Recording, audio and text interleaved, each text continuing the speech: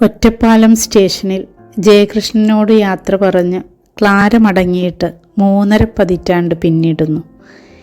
ഇനിയും ജയകൃഷ്ണനെ കാണാൻ ക്ലാര വരുമോ എന്ന് പ്രേക്ഷകൻ സ്വപ്നം കാണുന്നിടത്താണ് ക്ലാസിക് ശ്രേണിയിലേക്ക് എടുത്തു വയ്ക്കേണ്ട സിനിമയായി തൂവാനത്തുമ്പികൾ ഉയരുന്നത്. ഓർമ്മിക്കാൻ നമുക്കിടയിലൊന്നുമില്ല, പക്ഷേ മറക്കാതിരിക്കാൻ എന്തോ ഉണ്ട്. കാലമെത്ര കഴിഞ്ഞാലും ക്ലാരയെയും ജയകൃഷ്ണനെയും രാധയെയും മണ്ണാറത്തൊടിയെയുമൊക്കെ മറവിയുടെ ആഴങ്ങളിലേക്ക് ഒളിപ്പിക്കാനാവില്ല. ഹൃദയം ഹൃദയത്തോട് പറഞ്ഞ ചില സംഭാഷണ ശകലങ്ങൾ ഇന്നും ഓർക്കാത്ത മലയാളികളുണ്ടാവില്ല.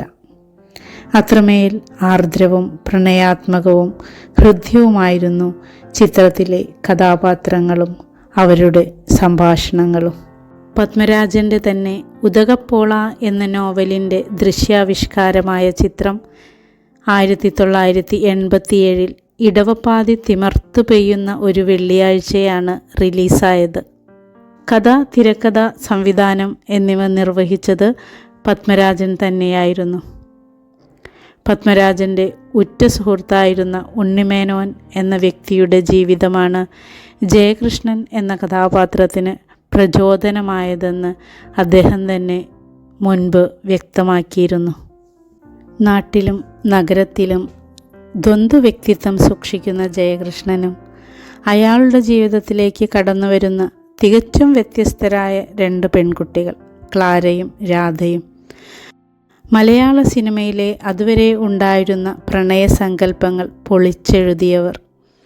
ഒരുപക്ഷെ ഇത്രയും മനോഹരമായി മഴയെയും പ്രണയത്തെയും കൂട്ടിയിണക്കിയ, അതോടൊപ്പം ജോൺസൺ മാഷിൻ്റെയും പെരുമ്പാവൂർ ജി രവീന്ദ്രനാഥിൻ്റെയും മനസ്സിലേക്ക് ചേക്കേറുന്ന സംഗീതവും. ക്ലാര. അവളെ മനസ്സിലാക്കാൻ അത്ര എളുപ്പമല്ല. സൗന്ദര്യത്തിൻ്റെയും വിവേകത്തിൻ്റെയും സ്വാതന്ത്ര്യത്തിൻ്റെയും പ്രതീകമാണവൾ. സ്വന്തമാക്കലല്ല, വിട്ടുകൊടുക്കലാണ് പ്രണയമെന്ന് കാട്ടിത്തന്നവൾ. ജയകൃഷ്ണനെ അത്രമേൽ സ്നേഹിക്കുമ്പോഴും അയാളുടെ ആഢ്യത്വ ചുറ്റുപാടുകൾക്ക് ചേർന്നവളല്ലെന്ന് തിരിച്ചറിഞ്ഞ് മാറിപ്പോകുന്ന ക്ലാരയ്ക്ക് കാൽപ്പനികതയേക്കാൾ പ്രായോഗികതയും വിവേകവുമാണ് ചേരുക.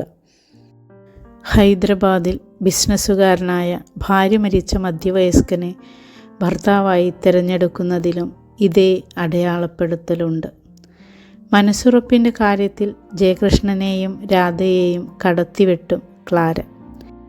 എടുത്ത പല തീരുമാനങ്ങൾ സാഹചര്യങ്ങൾ കൊണ്ട് മാറ്റേണ്ടി വന്നവരാണ് ജയകൃഷ്ണനും രാധയും. ക്ലാര അങ്ങനെയല്ല. തീരുമാനമെടുത്താൽ സ്നേഹത്തിനോ സഹതാപത്തിനോ ഒന്നിനും ക്ലാരയുടെ മനസ്സു മാറ്റാനാവില്ലെന്നു വ്യക്തം. നേരിട്ടറിഞ്ഞ ജയകൃഷ്ണനെയും കേട്ടറിഞ്ഞ രാധയെയും ഒരേപോലെ ആഴത്തിൽ മനസ്സിലാക്കി തീരുമാനിച്ചുറപ്പിച്ചാണ് ജയകൃഷ്ണനെ കാണാൻ അവസാനമായി ക്ലാര വരുന്നത്. ആൺമേധാവിത്വത്തിൻ്റെ ലക്ഷണമൊത്ത നായകനാണ് ജയകൃഷ്ണൻ. പ്രണയം രാധയോടായിരുന്നെങ്കിലും ക്ലാരയോട് നിർവചിക്കാനാവാത്ത ബന്ധമാണ് അയാൾക്ക്. കാമുകിയോടും ഭാവി ഭാര്യയോടും നഷ്ടപ്പെടാൻ ഏറെ ഉണ്ടായിട്ടും സത്യം മാത്രമേ ജയകൃഷ്ണൻ പറയുന്നുള്ളൂ. ദ്വന്ദ്വ വ്യക്തിത്വത്തിൻ്റെ ജയവും തോൽവിയും ഏറ്റുവാങ്ങുമ്പോഴും തൻ്റേതായ ശരികളും നിലപാടുകളും അയാൾ മാറ്റുന്നില്ല. പ്രേക്ഷകൻ്റെ പ്രണയസങ്കല്പങ്ങളിൽ ക്ലാരയ്ക്കും ജയകൃഷ്ണനും പിന്നിലായതുകൊണ്ടാകാം അവരെപ്പോലെ രാധ ഒരിക്കലും കൊണ്ടാടപ്പെട്ടില്ല. തൻ്റെ എടുത്തുചാട്ടം കൊണ്ട് താളം തെറ്റിപ്പോയ ജയകൃഷ്ണനോടൊപ്പം അയാൾക്ക് പോലും നിശ്ചയമില്ലാത്ത ക്ലാരയുടെ കാര്യങ്ങളിൽ ധൈര്യം കൊടുത്തു നിൽക്കുന്നുണ്ട് രാധ. അതുകൊണ്ടാകാം തൂവാനത്തുമ്പികളുടെ കഥാകാരൻ തൻ്റെ ഭാര്യയുടെ പേര് രാധയ്ക്കിട്ടത്. തുറന്നിട്ട ജനാലയിലൂടെ തോരാമഴയത്ത് തെറിക്കുന്ന മഴത്തുള്ളികൾ. മഴയ്ക്ക് ക്ലാരയുടെ മുഖം നൽകാൻ പത്മരാജനല്ലാതെ വേറെ ആരാണുള്ളത്? പ്രണയം, മഴ, രതി, സംഗീതം എല്ലാം കൃത്യമായി ചേർന്നതാണ് തൂവാനത്തുമ്പികളെ നിത്യഹരിതമാക്കുന്നത്. സ്നേഹം തോന്നിയ പെണ്ണിനും ആദ്യം അർപ്പിച്ച പെണ്ണിനും ഇടയിലുള്ള ജയകൃഷ്ണൻ്റെ ധർമ്മസങ്കടം എത്ര ചാരുതയോടെയാണ് അങ്ങ് പ്രേക്ഷകരിലേക്ക് പകർന്നത്.